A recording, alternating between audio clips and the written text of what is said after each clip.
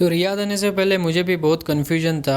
Okay, salary क्या होगी, rent क्या होगा, अकोमोडेशन क्या होगा एंड लाइफस्टाइल क्या रहेगी मेरी एंड सब कुछ। तो मैं आज आपको मेरा रियल लाइफ एक्सपीरियंस मैं आपसे शेयर करूँगा। अस्सलाम वालेकुम गाइस, अगर आप भी रियाद जॉब के लिए मूव करने जा रहे हो तो आज मैं आपको 5 इम्पोर्टेंट चीज़ें बताऊंगा जो आप रियाद मूव करने से पहले ज़रूर आपने सोचनी चाहिए।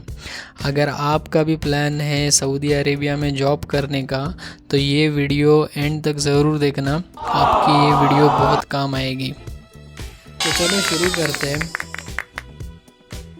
पहला पॉइंट जो है, आपको जब सैलरी ऑफ़र की जाएगी ओके, तो आपने ये ज़रूर इंक्लूड करना है सारे आपके एक्सपेंस कि आपका रेंट कितना होगा, आपका फूड अलाउंस कितना होगा, आपका एक्सपेंस कितना रहेंगे, ओवरऑल एक्सपेंस, मंथली एक्सपेंस आपने पहले ही बजट बनाना है। वो हिसाब से आपने डिसाइड करना है कि आपको कितना नेगोशिएट करना है एचआर के साथ फॉर योर सैलरी। ओके, यही आपका डिसाइड करेगी, क्योंकि जब जो बचता है ना हाथ में वही एक्चुअल सैलरी फील होगी आपको। ओके, ट्रस्ट मी गाइस, ये बहुत इंपॉर्टेंट पॉइंट है जो कि फ़र्स्ट इसीलिए मैं आपको बता रहा हूँ। जो गलती मैंने अपने फर्स्ट इनिशियल स्टेजेस में की अपने करियर में, मैं नहीं चाहता हूँ कि आप वो मिस्टेक्स को दोहराओ। ओके, तो प्लीज़ जब भी आपको ऑफ़र लेटर मिले खुश मत हो जाना सैलरी सुन के, ठीक है। सैलरी आते ही आपने ये डिसाइड करना है, हो सके तो आपके ऑफ़र लेटर में ही आपके एचआर को इंक्लूड कर देना कि प्लीज़ आप मेरा इसमें इंक्लूड कर देना, मीन्स जो भी हाउस रेंट है या फिर ट्रैवल एक्सपेंस है या फिर फूड अलाउंस है, व्हाटएवर। ओके, आपने अच्छे से नेगोशिएट करना है एचआर के साथ, क्योंकि रियाद में खासकर एक्सपेंस बहुत ज़्यादा है। ट्रस्ट मी गाइस, और पंक्चुअलिटी को बहुत इम्पोर्टेंस दी जाती है। अगर आप नए आ रहे हो रियाद में या फिर सऊदी अरेबिया में या फिर मिडल ईस्ट में, ओके, मैं अपने एक्सपीरियंस से बता रहा हूँ। इवन मैं बहरीन में भी काम कर चुका हूँ पहले, क्योंकि यहाँ पे पंक्चुअलिटी बहुत ज़्यादा देखी जाती है।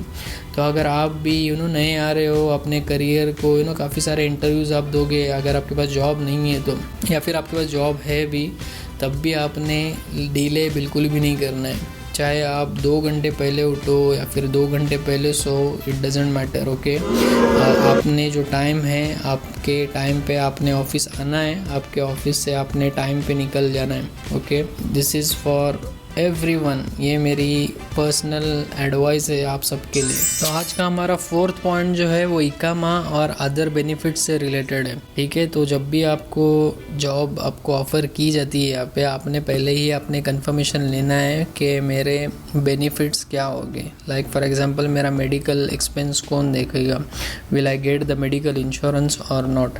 ओके, देन आपका एनुअल टिकट कंपनी करेगी या आपने खुद करना है। ओके, तो वो भी आप एचआर से आप नेगोशिएट कर सकते हो।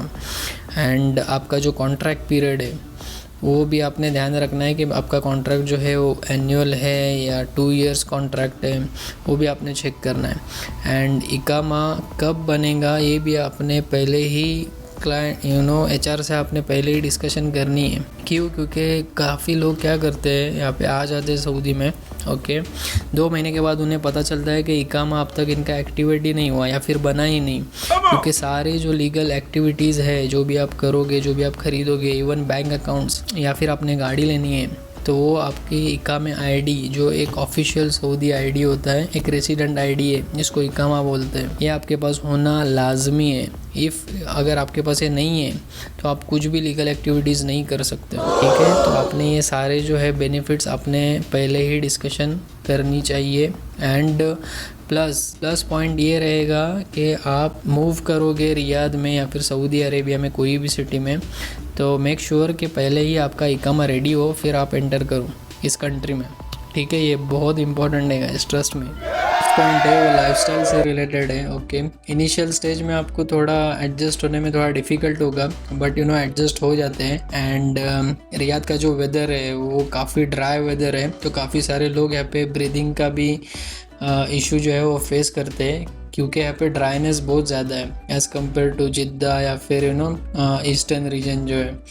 तो आपने जो है थोड़ा एडजस्टमेंट के लिए अपने आप को टाइम देना है, be patient with it, okay. Slowly slowly आप एडजस्ट हो जाते हो। एक चीज़ आपको पता नहीं है, रियाद एक काफ़ी मॉडर्न सिटी बन चुकी है, ओके। एंड पहले की तरह अब बिल्कुल भी नहीं है, क्योंकि यहाँ पे बहुत सारे डेली इवेंट्स होते हैं, ओके। यहाँ पे डेवलपमेंट काफ़ी तेज़ी से चल रहा है। एंड आपने देखा होगा कि boulevard world, boulevard city, boulevard flowers, sports city, stadiums, football stadiums हो गए, यहाँ पे अरेनास बन रहे हैं, UFC के इवेंट्स हो रहे हैं, हॉलीवुड के इवेंट्स हो रहे हैं, बॉलीवुड के इवेंट्स हो रहे हैं। मतलब कोई भी चांस ये लोग छोड़ नहीं रहे। क्यों? क्योंकि ये सिर्फ डिपेंडेंसी अपने ऑयल पे नहीं रखना चाहते, टूरिज़्म को बढ़ाना चाहते हैं, ओके। अपने GDP को बढ़ाना चाहते हैं, बिजनेस से रिलेटेड हो, इन्वेस्टमेंट से रिलेटेड हो। अब यूरोप में वो चीज़ नहीं रही है जो सऊदीया में बनने जा रही है। ट्रस्ट मी गाइस, फ्यूचर जो है वो सऊदीया में, ओके, नॉट इन यूरोप और नॉट इन US, जो भी आप सोचते हो।